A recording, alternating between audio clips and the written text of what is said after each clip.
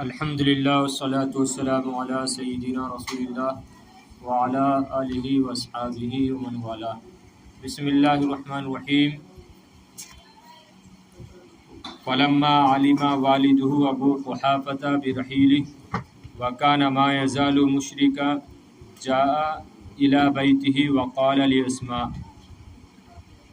پس جب ان کے والد ابو قحافہ کو ان کے سفر کا معلوم ہوا، ان کے سفر کے بارے میں علم ہوا، جاء الی بیتی، بس وہ ان کے گھر آئے یا اپنے گھر آئے، وقال لاسماء، اور حضرت اسماء سے کہا. اوپر کیا بیان تھا کہ حضرت ابو بکر صدیق رضی اللہ تعالیٰ عنہ نبی کریم علیہ الصلاۃ والسلام کے ساتھ ہجرت فرما گئے اور وہ اپنے ساتھ تمام مال لے گئے تھے. یہ تھا نا تذکرہ. اس کی مقدار کتنی تھی؟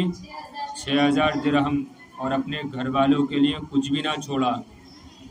تو اسی واقعے کو آگے بڑھا رہے ہیں مصنف کہ فلما علم والدہ ابو قحافۃ برحیلہ، پس جب ان کے والد، کس کے والد؟ حضرت ابو بکر صدیق رضی اللہ تعالیٰ عنہ کے والد کو معلوم ہوا، برحیلہ، ان کے سفر کا، تو جاء الی بیتی، وہ اپنے گھر آئے، وقال لاسماء، اور حضرت اسماء سے کہا. بیچ میں جملہ معترضہ کے طور پر کیا کہا؟ وَكَانَ مَا يَزَالُ مُشْرِكًا، اور وہ ابھی تک مشرک تھے، اور ابھی وہ مشرک تھے، یعنی مسلمان نہیں ہوئے تھے، اسلام قبول انہوں نے نہیں کیا تھا. دیکھیے، پس جب ان کے والد حضرت ابو بکر صدیق رضی اللہ تعالیٰ عنہ کے والد ابو قحافہ کو ان کے سفر کا معلوم ہوا، وَكَانَ مَا يَزَالُ مُشْرِكًا، اور ابھی بھی وہ یا ابھی تک وہ مشرک تھے، اسلام نہیں لائے تھے. جاء الی بیتی، وہ اپنے گھر آئے، وقال لاسماء، اور حضرت اسماء سے کہا. مفردات سب واضح ہیں. عالمہ، یعلم، سمع اسماء سے والد، والد ان کے والد، اور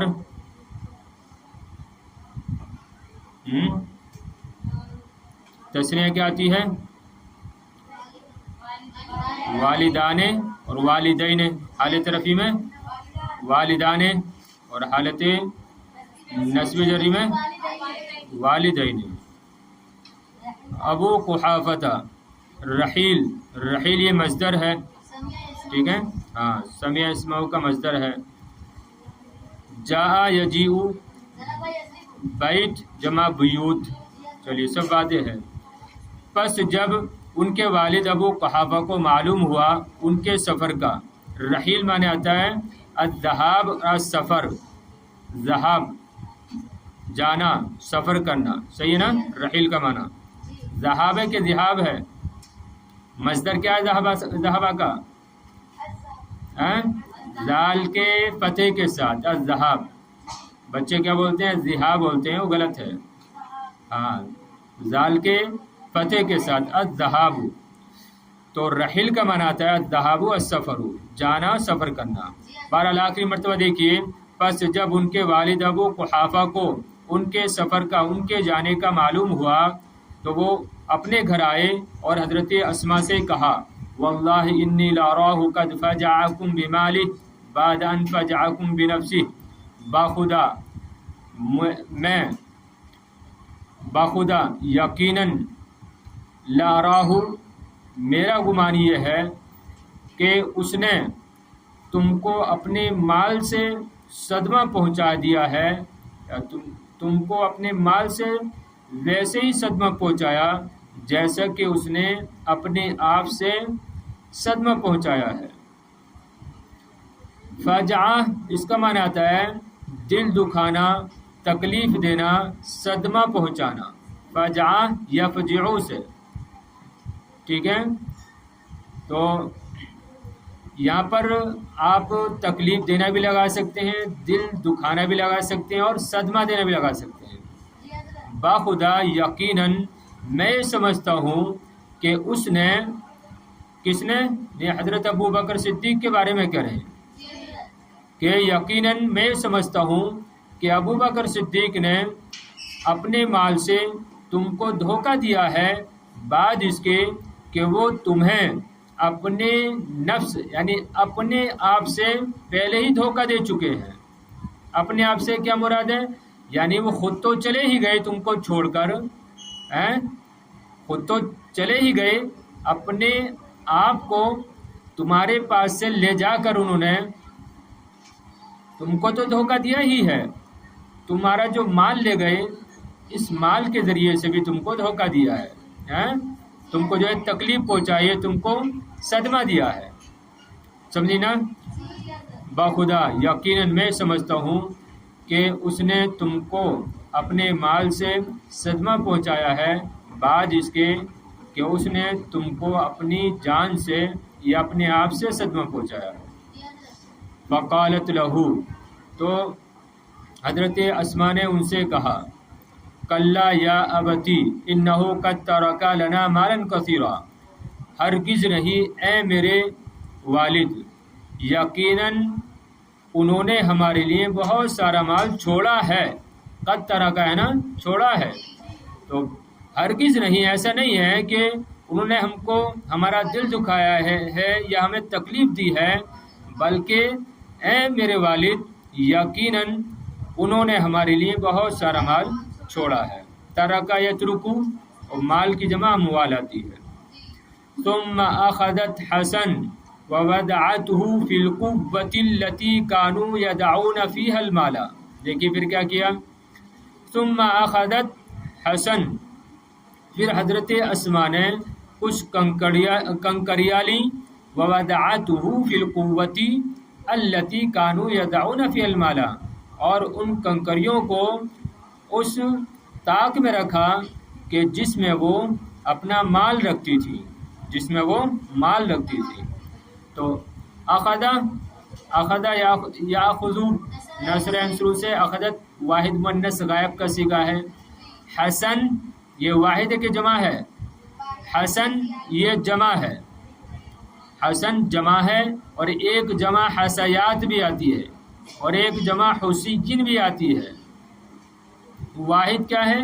واحد حسات، حسات، حسات ہا کے فتح کے ساتھ حساتن، تو واحد حسات ہے، جمع آتی ہے حسن، حسین اور حسیات، صحیح ہے۔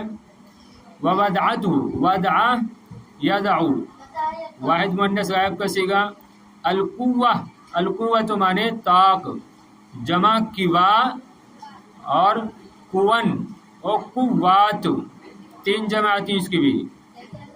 القوہ تو واحد ہے، جمع آتی ہے کوا، الف ممدودہ کے ساتھ، کوا، اور قون، قون یا دو زبر ین، قون، اور تیسری جمع ہے قوات، کاف واو مشدد الف اور تا، قوات، اور قوات، کاف کے ضمے اور کاف کے فتح، صحیح ہے۔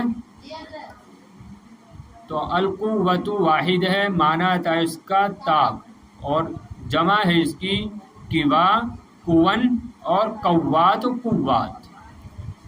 یدعونا آ چکا ہے پہلے، جمع کا صیغہ ہے، مال جمع اموال۔ پھر دیکھیے ترجمہ، تو حضرت اسماء نے ان سے کہا، ہرگز نہیں اے میرے والد، یقیناً انہوں نے ہمارے لیے بہت سارا مال چھوڑا ہے۔ پھر انہوں نے کچھ کنکریاں لیں اور ان کو اس طاق میں رکھا جس میں وہ اپنا مال رکھتی تھی۔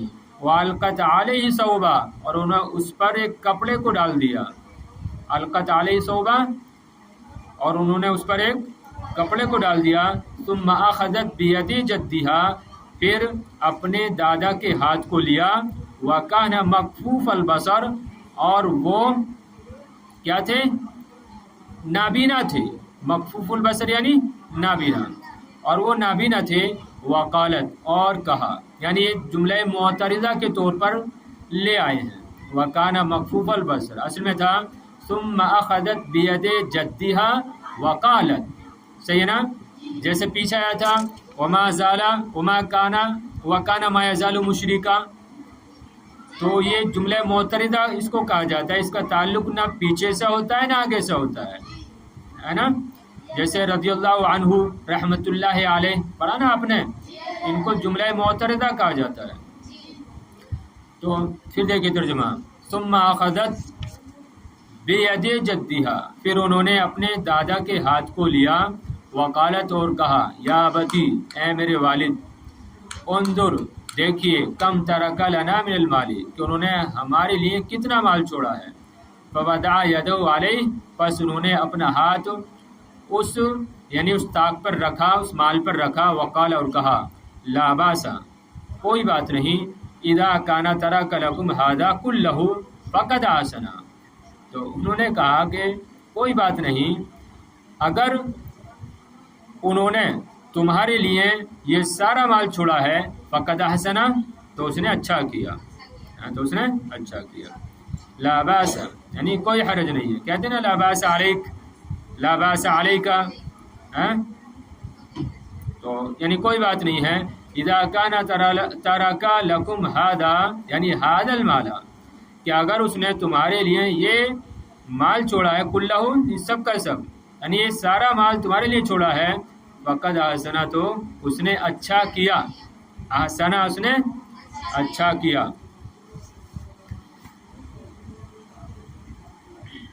مفردات واضح سب کے، والقت علیہ ثوبا، القا یلقی القا، باب افعال سے ہے، ثوب جمع ثواب آتی ہے، اخذ یاخذ آ چکا ہے، ید جمع ایدی، جد دادا جمع اجداد، مکفوف البصر، کف یکف سے مکفوف، اس میں مفعول ہے، بصر نظر۔ وقالت یا ابتی انظر، نظر ینظر، ترک یترک، مال اموال، ودع یدع، ید ایدی، لا باس اذا کان ترک یترک، فقد احسن یحسن احسان، باب افعال واضح ہے سب۔ الدرس مفہوم، الدرس سالن، ماشاء اللہ۔ وقد ارادت بذلك ان تسکن نفس الشیخ والا تجعله یبذل لها شیئا من ماله۔ وقد ارادت بذلك ای وقد ارادت اسماء بذلك، یقیناً در حقیقت حضرت اسما نے اس کے ذریعے سے اپنے بوڑھے والد کے دل کو پرسکون کرنا چاہا، وَأَلَّا تَجْعَلَهُ يَبْذُلُ لَهَا شَيْئًا مِّن مَّالِهِ، اور یہ کہ اپنے لیے ان کو مال میں سے کچھ نہ خرچ کرنے دیں۔ وقد ارادت بذالک، یقیناً حضرت اسما نے اس سے اپنے بوڑھے شیخ کے دل کو پرسکون کرنا چاہا، اور یہ کہ اپنے لیے ان کو ان کے مال میں سے کچھ خرچ نہ کرنے دیں۔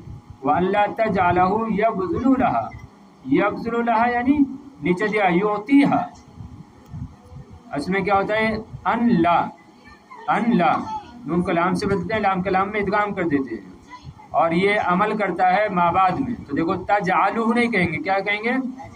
تجعلہ، تو اس کو تجعلہ کو نصب کون کر رہا ہے؟ وہی ان۔ وَأَلَّا تَجْعَلَهُ يَبْذُلُ لَهَا شَيْئًا مِّن مَّالِهِ، اس کا ترجمہ اچھے سے دیکھنا، اور یہ کہ اپنے لیے لہا، اپنے لیے ان کو اپنے یعنی اور یہ کہ ان کو اپنے مال میں سے کچھ نہ خرچ کرنے دیں، اور یہ کہ وہ ان کو اپنے مال میں سے کچھ خرچ نہ کرنے دیں۔ تو وقد ارادت بذالک، حضرت اسما رضی اللہ تعالی عنہ نے اس سے اپنے بوڑھے والد کے دل کو تسکینہ پرسکون کرنا چاہا، اور یہ کہ ان کو اپنے مال میں سے کچھ خرچ نہ کرنے دیں۔ ایسا کیوں؟ ذالک لأنہا کانت تکرہ ان تجعل لمشرک علیہا یدن حتی لو کان جدہا، وہ اس لیے کہ حضرت اسماء رضی اللہ تعالیٰ عنہ ناپسند کرتی کہ کسی مشرک کا ان کے اوپر احسان ہو، حتی لو کان جدہا، اگرچہ وہ ان کے دادا ہی کیوں نہ ہو۔ سبحان اللہ، دیکھیے اس لیے کہ حضرت اسماء ناپسند کرتی تھی کہ کسی مشرک کا ان کے اوپر کوئی احسان ہو، اگرچہ وہ ان کے دادا ہی کیوں نہ ہو۔ تو دیکھیں یدن کا معنی اگرچہ کیا آتا ہے؟ ہاتھ آتا ہے، لیکن یہاں پر دیکھیں حاشی میں بھی دیا ہے الصنیعۃ والمنۃ والمعروف، یعنی معنی کیا؟ احسان، کہ ان تکرہ ان تجعل لمشرک علیہ یدن، کہ علیہ ہا کا مرجع وہی حضرت اسماء، کہ کسی مشرک کے لیے ان پر کوئی احسان کو بنائیں، یعنی یہ کہ کسی مشرک کا ان پر کوئی احسان رہے، اس کو آپ ناپسند کرتی تھی، اس لیے آپ نہیں چاہتی تھی کہ میرا مال جو ہے یہ خرچ کریں۔ پیچھے جو آیا تھا نا وَاللَّا تَجْعَلَهُ يَبْذُلُ اللَّهُ شَيْئًا مَالِهِ، اور یہ کہ اپنے لیے ان کو ان کے مال میں سے کچھ خرچ کرنے دیں، خرچ نہ کرنے دیں۔ اور یہ اس لیے کہ حضرت اسماء ناپسند کرتی تھی کہ کسی مشرک کا ان پر کوئی احسان ہو، حتی لو کان جدہا، اگرچہ ان کے دادا ہی کیوں نہ ہو۔ سمجھے بات؟ چلے مفردات واضح ہیں۔ ارادت باب افعال سے، تسکن سکن یسکن تسکین باب تفعیل سے، نفس جمع نفوس آتی ہے، شیخ کی جمع شیوخ اور مشائخ آتی ہے، جعل یجعل سے واحد مؤنث غائب کا صیغہ ہے، بدل یبذل ظاہر ہے، نصر شروع سے، شین اشیاء مال اموال، تکرہ کریہ یکرہ تکرہ، سمع یسمع سے واحد مؤنث غائب کا صیغہ، جعل یجعل مشرک اسم فاعل کا صیغہ ہے، یدن جمع ید، جدہا پیچھے آ چکا ہے اجداد۔ ترجمہ دیکھ لیجیے ایک بار اور۔ پس جب ان کے والد ابو قحافہ کو ان کے جانے کا معلوم ہوا، ان کے جانے کے بارے میں علم ہوا، اور ابھی وہ مشرک ہی تھے، تو وہ ان کے گھر آئے اور اسماء سے کہا باخدا میں یہ سمجھتا ہوں کہ اس نے تم کو اپنے مال سے صدمہ پہنچایا ہے، جیسا کہ اس نے تم کو اپنے آپ سے صدمہ پہنچایا ہے۔ قالت لہو فقالت لہو، تو حضرت اسماء نے ان سے کہا ہرگز نہیں اے میرے والد، یقیناً اس نے ہمارے لیے، انہوں نے ہمارے لیے بہت سارا مال چھوڑا ہے۔ پھر انہوں نے کچھ کنکریاں لیں اور ان کنکریوں کو اس طاق میں رکھا جس میں وہ مال کو رکھتی تھی، اور اس پر کپڑے کو ڈال دیا، پھر اپنے دادا کا ہاتھ لیا اور ان سے کہا اے میرے والد، دیکھیے انہوں نے ہمارے لیے کتنا زیادہ مال چھوڑا ہے۔